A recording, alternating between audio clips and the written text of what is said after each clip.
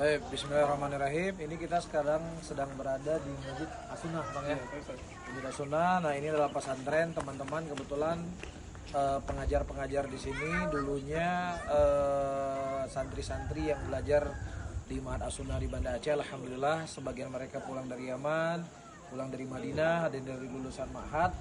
Nah, sekarang mereka ingin berjuang juga untuk menyebarkan kebaikan, menyebarkan sunnah di Tanah Gayo ini. Ya, insya Allah akan ada lanjutan pembangunan karena memang alhamdulillah santrinya sudah 50 orang ya. Luar biasa, sudah ada 50 orang santri dan sepertinya dengan fasilitas yang ada sekarang itu sudah tidak memadai. Ya, jadi apa progresnya selanjutnya nih? Pembangunan kita ini. Tidak lanjut tahap pembangunan lantai 2. Berarti lantai 2-nya untuk masjid nanti ya. Jadi ini ada kesempatan emas nih buat teman-teman. Ya, kesempatan emas kita akan membangun lantai 2 untuk masjid. Jadi sekarang lantai bawahnya dimanfaatkan untuk masjid sementara. Insya Allah nanti kalau lantai kedua selesai untuk masjid, lantai pertamanya jadi asrama.